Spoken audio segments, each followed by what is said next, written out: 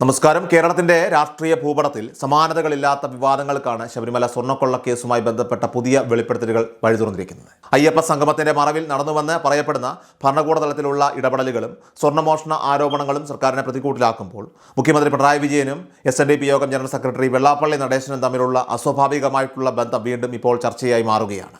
ശബരിമലയിൽ CPM നേതാക്കളും ഉന്നത ഉദ്യോഗസ്ഥരും ചേർന്ന് നടത്തിയെന്ന് ആരോപിക്കപ്പെടുന്ന കാട്ടുകൊള്ളകളെ മറച്ചുപിടിക്കാനാണ് അയ്യപ്പ സംഗമം എന്ന പേരിൽ ഒരു പരിപാടി സംഘടിപ്പിച്ചത് എന്ന വിമർശനമാണ് ഇപ്പോൾ ഇവിടെ ശക്തമാകുന്നത്. ഭക്തലക്ഷങ്ങളുടെ വികാരങ്ങളെ ചൂഷണം ചെയ്തുകൊണ്ട് നടത്തിയ ഈ ഒരു നീക്കം അത് വരും ദിവസങ്ങളിൽ കേരള രാഷ്ട്രീയത്തിൽ വലിയ പൊട്ടിത്തെറികൾക്ക് കാരണമാകുമെന്നാണ് സൂചന. അയ്യപ്പ സംഗമം എന്ന ആശയത്തോടെ ഇടതുപക്ഷത്തെ ഭൂരിഭാഗം നേതാക്കളും അണികളും കടുത്ത വിയോജിപ്പ് പ്രകടിപ്പിച്ചിട്ടും മുഖ്യമന്ത്രി പിണറായി വിജയൻ തൻ്റെ പിടിവാശിയിൽ ഉറച്ചു നിന്നത് അത് എന്തിനായിരുന്നു എന്ന ചോദ്യമാണ് ഇപ്പോൾ ഇവിടെ ഏറെ പ്രസക്തമായി മാറുന്നത്.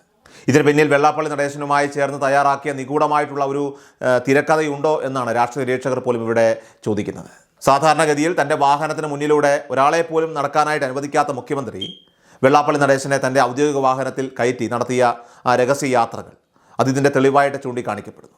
ഈ ഒരു രഹസ്യയാത്രയിൽ കൈമാറപ്പെട്ട സന്ദേശങ്ങളും ചർച്ചകളും ഒക്കെ തന്നെ കൊട്ടേഷനുകളും ഒക്കെ തന്നെ സ്വർണ്ണക്കടത്തുമായി അല്ലെങ്കിൽ ശബരിമല ക്രമക്കേടുകളുമായി നേരിട്ട് ബന്ധമുള്ളതാണെന്ന ഗൗരവമായിട്ടുള്ള ആരോപണങ്ങളാണ് ഇപ്പോൾ ഉയരുന്നത്. വെള്ളാപ്പള്ളി നടേശനും പിണറായി വിജയനും തമ്മിലുള്ള ഈ അവിശുദ്ധ കൂട്ടുകെട്ടിന് പിന്നിൽ സ്വാർത്ഥപരമായിട്ടുള്ള താല്പര്യങ്ങളും നിയമ നടപടികളിൽ നിന്നുള്ള സംരക്ഷണവുമാണെന്ന് കരുതപ്പെടുന്നു. SNDPയിലെ മൈക്രോ ഫിനാൻസ് തട്ടിപ്പ് കേസുകളിൽ വെള്ളാപ്പള്ളിയും ലാവ്ലിൻ പോലെയുള്ള വൻകിട കേസുകളിൽ മുഖ്യമന്ത്രിയും പ്രതിരോധത്തിലായിരിക്കുന്ന സാഹചര്യത്തിൽ പരസ്പര സഹായം ഉറപ്പാക്കുകയാണ് ഇരുവരുടെയും ലക്ഷ്യം. കേന്ദ്ര ഏജൻസികളുടെ അന്വേഷണത്തിൽ നിന്ന് രക്ഷപ്പെടാനായിട്ട് ഇരുവരും കേന്ദ്ര ഭരണകൂടവുമായി രഹസ്യധാരണയിലാണോ എന്ന സംശയവും ഇവിടെ ശക്തമാണ്.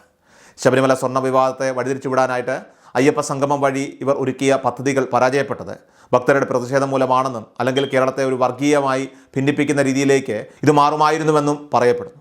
പ്രതിപക്ഷ നേതാവ് VD സതീശനെതിരെ വെള്ളാപ്പള്ളി നടേശൻ നടത്തുന്ന അതിരൂക്ഷമായ കടന്നാക്രമണങ്ങൾ ഈ ഒരു ഭയത്തിൻ്റെ പ്രതിഫലനമായിട്ടാണ് കാണപ്പെടുന്നത്. സതീശൻ്റെ മുഖം കണ്ട് ആരും വോട്ട് ചെയ്യില്ലെന്ന വെള്ളാപ്പള്ളിയുടെ പരിഹാസം ഒരു സാമുദായിക നേതാവിനെ ചേരാത്തതാണെന്നും ഇടതുപക്ഷത്തെ പ്രമുഖ നേതാക്കൾ പോലും പറയാൻ മടിക്കുന്ന കാര്യങ്ങളാണ് അദ്ദേഹം വിളിച്ചു പറയുന്നതെന്നും വിമർശനമുണ്ട്. KC വേണുഗോപാലും രമേശ് ചെന്നിത്തലയുമാണ് പ്രതിപക്ഷ നീക്കങ്ങൾക്ക് പിന്നിലെന്ന വെള്ളാപ്പള്ളിയുടെ പ്രസ്താവനയിലൂടെ UDFനുള്ളിൽ ഭിന്നിപ്പുണ്ടാക്കാനാണ് അദ്ദേഹം ശ്രമിക്കുന്നത്.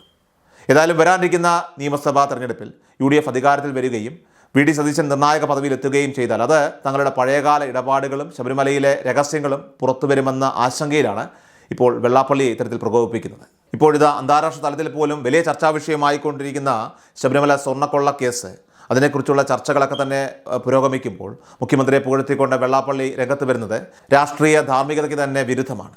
പിണറായി വിജയൻ വീണ്ടും അധികാരത്തിൽ വരുമെന്നും CPMനെ എഴുത്തള്ളാനായിട്ട് കഴിയില്ലെന്നുമുള്ള വെള്ളാപ്പള്ളിയുടെ പ്രവചനങ്ങൾ അത് കേവലം രാഷ്ട്രീയ നിരീക്ഷണമല്ല, മറിച്ച് തൻ്റെ ബിസിനസ് സാമുദായിക സാമ്രാജ്യങ്ങൾ സുരക്ഷിതമാക്കാനുള്ള ഒരു മുൻകൂർ ജാമ്യമാണ്. മുസ്ലിം സമുദായത്തിനെതിരെ കടുത്ത വിദ്വേഷ പ്രസംഗങ്ങൾ അഴിച്ചുവിടുന്ന വെള്ളാപ്പള്ളിക്കെതിരെ ഇത്രയധികം സ്നേഹം പ്രകടിപ്പിക്കുന്ന മുഖ്യമന്ത്രിയുടെ ആ ഒരു വികാരം എന്താണെന്ന് അന്വേഷിക്കണമെന്ന ആവശ്യം വിവിധ കോണുകളിൽ നിന്നും ഇപ്പോൾ ഉയരുന്നുണ്ട്. ഈ ഒരു രഹസ്യബന്ധം കേരളത്തിലെ മതേതര സ്വഭാവത്തിന് തന്നെ ഭീഷണിയാണെന്ന് വിലയിരുത്തപ്പെടുന്നു. ശബരിമലയിലെ സ്വർണ്ണമോഷണത്തിന് പിന്നിലെ കറുത്ത കൈകളെ പുറത്തു കൊണ്ടുവരാൻ പ്രത്യേക അന്വേഷണ സംഘം ഉടനടി നടപടി സ്വീകരിക്കണമെന്നാണ് ഇപ്പോൾ എല്ലാവരും ആവശ്യപ്പെടുന്നത്. മുഖ്യമന്ത്രിയുടെ ഔദ്യോഗിക വാഹനത്തിൽ നടന്ന ആ രഹസ്യ ചർച്ചയുടെ വിവരങ്ങൾ അത് പുറത്തു വന്നാൽ ഈ ശബരിമലയുമായി ബന്ധപ്പെട്ട പല നിഗൂഢതകളും ദുരൂഹതകളും ഒക്കെ തന്നെ പുറത്തു വരും. ഉന്നതരായിട്ടുള്ള പല കള്ളന്മാരുടെയും പങ്കും ഇതിലൂടെ വ്യക്തമാകുമെന്ന് ഇതിലൂടെ കേരളം വിശ്വസിക്കുകയാണ്. 1-2 മാസത്തിനുള്ളിൽ നിർണായകമായിട്ടുള്ള ചോദ്യം ചെയ്യലുകൾ അറസ്റ്റുകൾ ഉണ്ടാകുമെന്നും അയ്യപ്പൻ്റെ പേരിൽ സ്വർണം തട്ടിയവർ അവർ അഴികൾക്കുള്ളിലാകുമെന്നുമുള്ള പ്രത്യാശയിലാണ് ഇപ്പോൾ വിശ്വാസ സമൂഹം. ഈ കേസിൽ സത്യസന്ധമായിട്ടുള്ള അന്വേഷണം നടന്നാൽ അത് കേരള രാഷ്ട്രീയത്തിലെ തന്നെ ഏറ്റവും വലിയ ഒരു ശുദ്ധീകരണമായി മാറുമെന്ന കാര്യം പറയാൻ സാധിക്കും.